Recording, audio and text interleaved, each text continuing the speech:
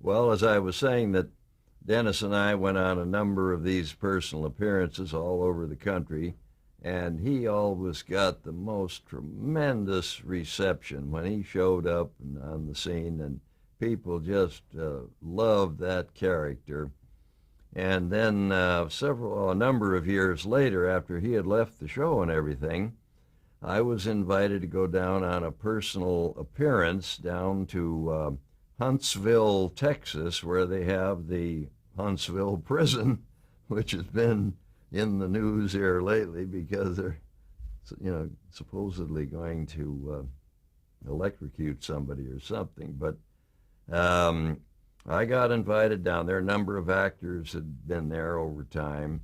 So I went down and went up to the warden's office, and we talked and all. And he said, well, the actual appearance was I was appearing with Johnny Cash. And he and I was with him, and we rode into the arena on a hay wagon, and he had his band there, and I was waving my arms and all. But before doing that part, the warden had asked me if I would mind coming down into the prison yard and saying hello to the inmates. He said, just walk through and, say hello. And he said, I know they'd like to see you.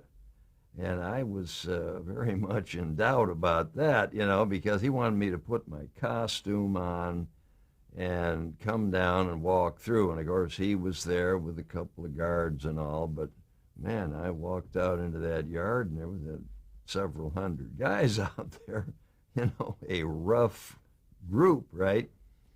So we started to walk through, and I felt like a complete fool. I mean, I was sort of cringing home because here I was, this phony TV lawman, and I just kind of wished I could drop through the ground, And we kept walking through, and sure enough, these guys started to kind of snicker.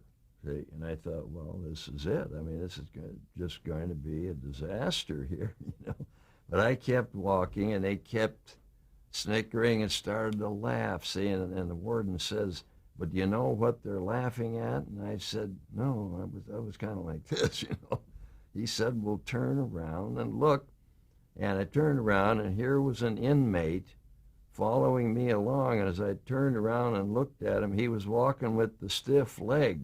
And he says, howdy, Mr. Dillon. And the whole place broke up into a hilarious uproar there. Yeah, it saved the day. I mean, I've never forgotten that because I was thinking that it would be a complete disaster,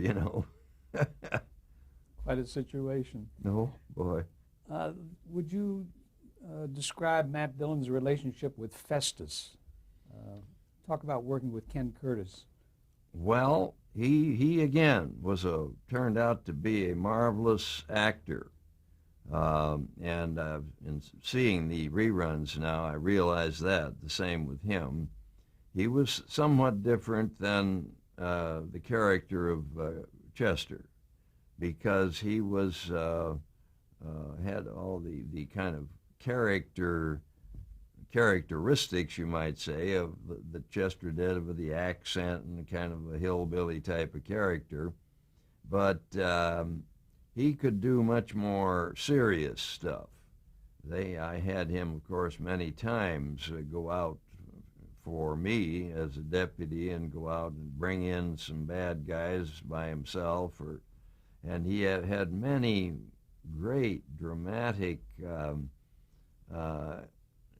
stories that he was able to play. He was on one just the other day with Aline Heckert, who was, I think, a Broadway actress and all. They had a marvelous story where they were captured by bad guys, and he was able to help her escape. And he was a heck of an actor and was able to play very touching scenes, things like that.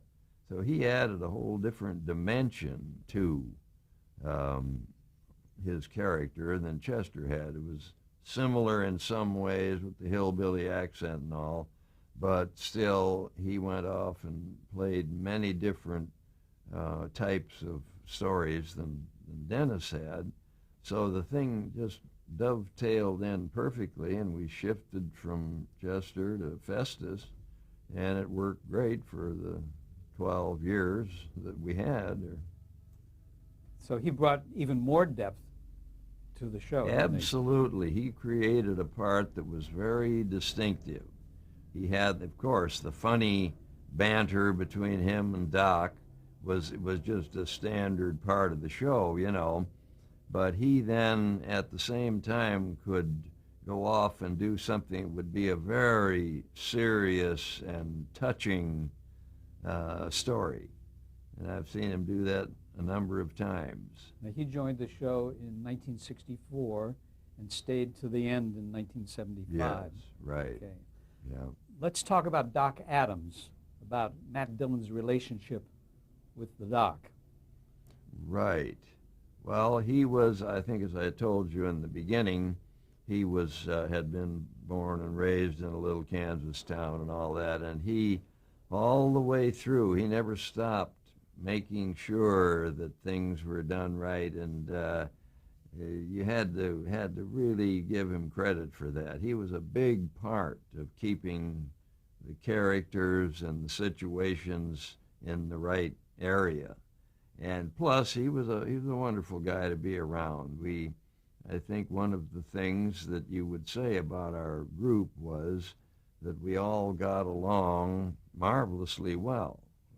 Between the family members, we never had any kind of a serious,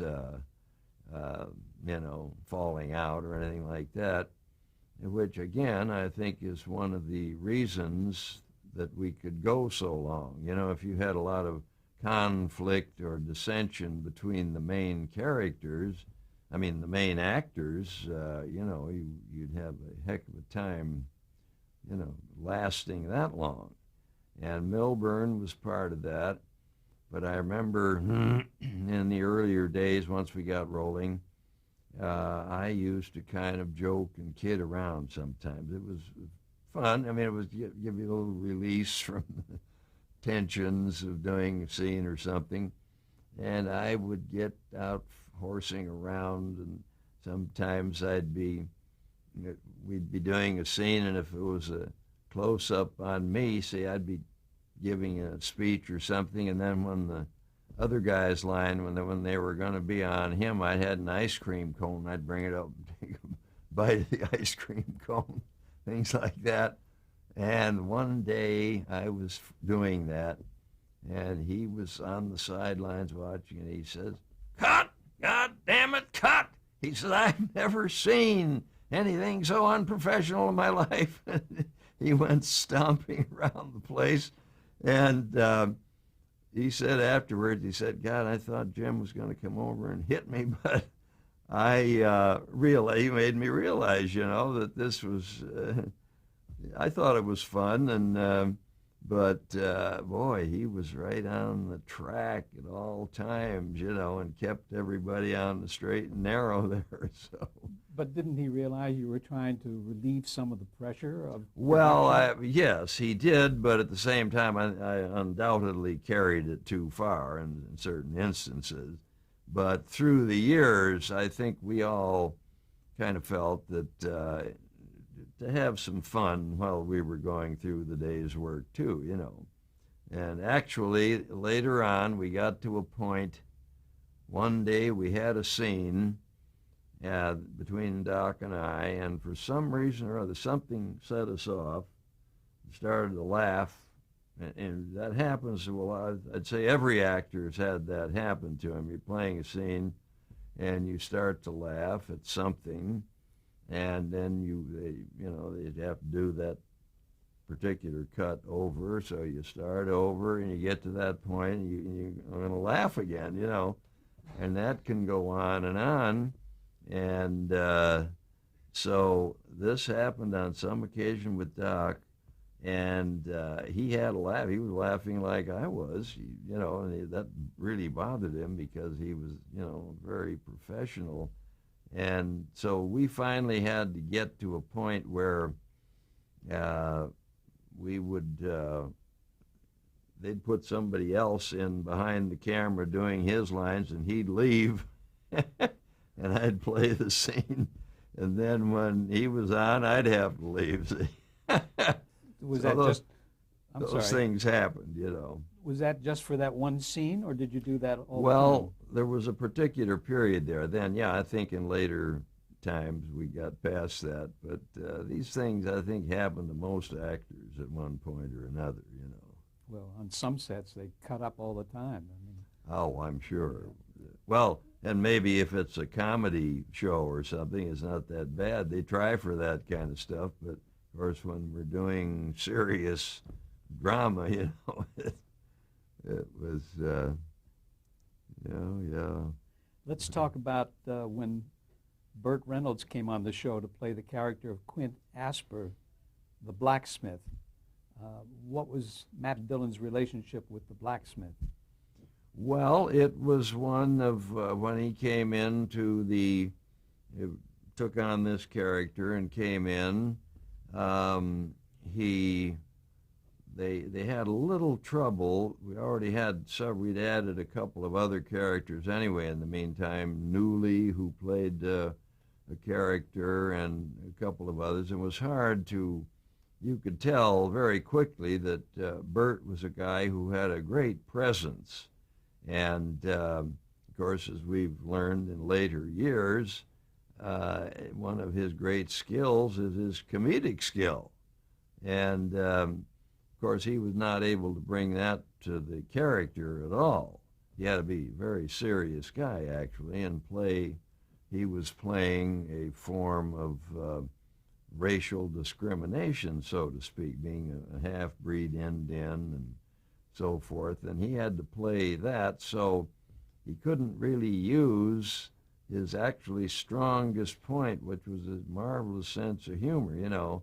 But he was a wonderful guy to work with, and we all became friends. He just fit right into the family group, and we had a wonderful time. He was there, I think, only a couple of seasons, and then he moved on, and of course went on to gigantic screen stardom, you know. But what about the relationship between Matt Dillon and Quint stands out in your mind? I think that, as I've said, he was playing this character half-breed and feeling that sense of, you know, being a bit discriminated against and all. And I had to, in fact, there were a couple of shows where my attitude was to come to his defense because of that, and very strongly in a couple of instances. I think we even had a couple of fights over it, or hassles of one kind or another. But we wound up not having that many scenes to do together. Matt and Quint didn't have a lot of interaction between themselves. One of the other characters, so to speak, was Dodge City itself. Describe that locale, if you will. I mean, you duplicated that on the set, didn't you? You didn't actually go. Right. We had the Dodge City street on a set over at CBS Studios there in Studio City. And so that we were able to do all the streets were actually interiors on a stage. But, and that, of course, worked very well, because anytime it was the Dodge City street, we were able to do it on the stage and have everything right there and do it. It was a great time saver. But then, of course, a lot of the show took place outdoors somewhere out in the boonies, and so we had to switch between things. Like we'd probably have a couple of days on the stage, and then 3 or 4 days out somewhere in Thousand Oaks, or some outlying area. And then, of course, several times a year we went on distant locations to Arizona or some other place, And when you did that, did you shoot for just one episode at that time, or did you shoot scenes for a number of different episodes? Well, what we did fairly often was to do a two-part. I think that's what they tried to do, was to, when they went to a distant location, they tried to do a two-part show. So it'd be two shows, that they would do on the distant location. And so we did a number of those. Of course, they were much more expensive, so they had to budget these things in carefully. And we did, at the opposite end of the scale, we did some where the entire show took place right on the stage there. So the depiction of Dodge City, did the art director study history and make sure that he was accurate in terms of the stores and the people and everything else on the set? I think very much so, yes. They had that as authentic as it could possibly be made, I think. Yeah. Did you have any input on the storylines? Did you make any suggestions for stories out of your own experience? Well, not really to any great extent, because the stories, by the time they filtered down from upstairs, we had, at a certain point, they got a new producer who, named of John Mantley, who did, I think, the last 12 years of the show. And he was a guy who was very talented, and plus he was like a compulsive worker. He just didn't want to let one little thing happen on that show that he didn't feel was the very best that he could do. And very often he would be upstairs in the editing room and at midnight, going over the thing with the cutter to make sure that every single little thing was just right. And of course, that worked greatly to our advantage. We knew that he was, whatever bugs might have been in a script, he'd have them out to the greatest degree possible. And he also was a wonderful, and our casting directors were great. We had, you look at any of the old episodes, every character in it seemed like, was just ideally cast. And of course, I wonder where are so many of these people, they're wonderful Western faces and all. And you just don't see them on the screen anymore, You're talking it was about an era that's gone by, It has passed. I'd like to know, Jim, how the character of Matt Dillon changed over the years. Did you sense a development, a growth in the character? That's a hard one. I guess inevitably that happened, because in playing the character over such a long period of time, I just, I'm sure, fitted in more closely as the years went by. I think it was something that I think, number one, I was able to get up. After the first 2 or 3 years was very difficult for me, because as I said, I had so much material to do each day that I found I was really not prepared for that. And I actually went ahead at that period and got some coaching, and which turned out to be great for me, because it made me feel a lot more comfortable in the character. But then from then on, I think that I just evolved through time. As the years went by, I went from 33 to 53 or something. So it was all part of the same thing, Let's talk about some of the other creative people that you worked with there, the producers, the writers, and directors, like Norman MacDonald. Just give us a one-line opinion. Well, Norman, of course, was partners with John Meston. The two of them are the ones that created Gunsmoke. I mean, they brought it out of the ether and put it on the page. This was in the beginning, in the radio show. And they, of course, it was the most outstanding writing job of any Western, I think, without any question. Nobody else had what we had. I mean, and these two guys were totally responsible for that. And then when they brought it to television, Norman Macdonald went into the producer's job there, and of course brought all his experience and abilities to the thing through those early years, and he stayed through the whole earlier period of the show, And then when the whole regime changed over to the Mantley regime and all, he went on and did, I guess, other things. But he and,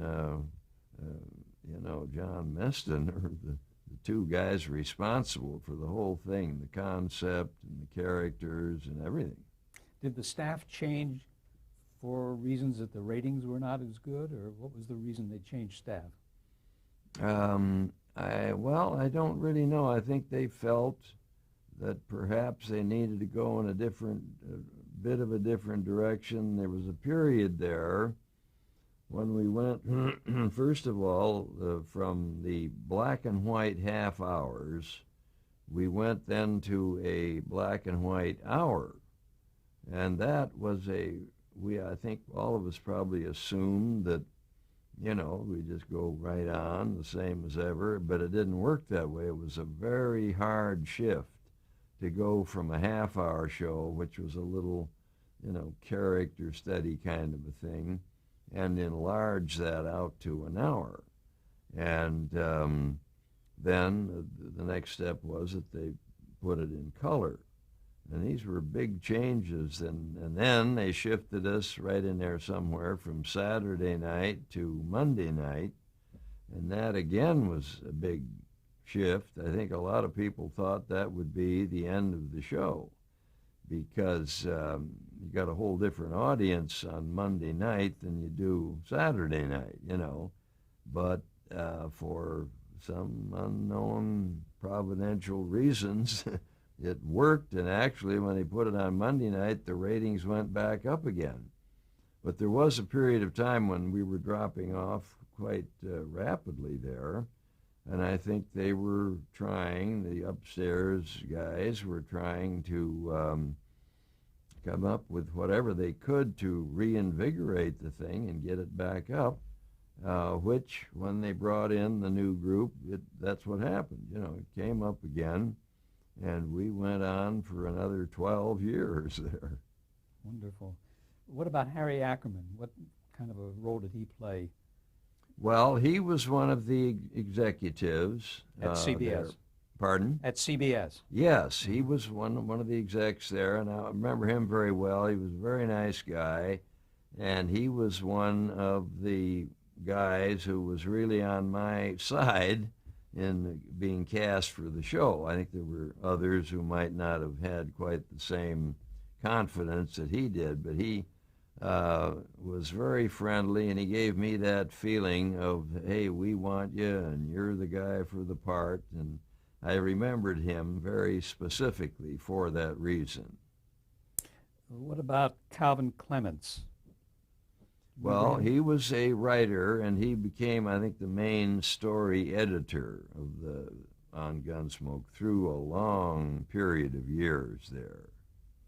And, of course, he was very talented himself to ride herd on all of the other writers and make things work, One of your directors was Andrew McLaughlin. Do you remember him? Oh, yes. Andy was a friend of mine. I had known him prior to Gunsmoke. We had done a couple of movies together, and he came on and directed. I think he directed the most Gunsmokes. He directed, I believe, 100 episodes, many of them during those early years, during the half-hour shows, when we did 39 a year, When we got into the hours, then I think we only did 20 or 22, something like that. But he did 100 episodes of the show. And he's a wonderful guy. He's been a good friend of mine all through the years. What about Harry Harris? Harry Harris was, I think, number two. He had directed just almost as much as Andy. And he was a very great guy, too. He was so conscientious about everything that happened on the show, you know. Excuse me. Mm-hmm. He put his heart and soul into every episode that he did, and that showed up obviously on the screen there. Another director he had was Ted Post. Ted Post, he was great. He did most of the shows that he did were back in the early years, and I don't know if you know Ted, but he loves to break down and have a laugh also, you know, and we had that problem sometimes. We get to laughing about something, and but he was an excellent director. He had a great sense of what was right and making it go right, and I think he directed many of the best episodes that we had during those early years. So Phil Leacock. Philip Leacock came in when they made the shift of the production staff with John Mantley. And Philip Leacock was a very nice person. He knew very little about Western. He was an Englishman, you know, I mean, and talking like that, you know. And so when he came onto the set, it was, I think we all had a kind of a time, you know, we'd have a laugh and so forth, which of course was, he sometimes took it personally or whatever, but he was a very nice guy. And one time we were having trouble with, it was me and Doc playing a scene, and we were having this problem cracking up. And Leacock was producing at that point. He was upstairs, and everything just came to a halt. And he came barging onto the set, you know, and he's talking, and he said, "I've never seen anything like this in my life," you know. We made a big, huge scene out of it, which cracked everybody up much worse. See, I mean, the whole set just broke up. And but as time went on, he fit very well into the thing, and he was a very good producer and director. He directed a number of shows and turned out to be a fine gentleman, you know. You've heard the stories about New York actors coming to California and being asked, well, can you ride a horse? And they say yes.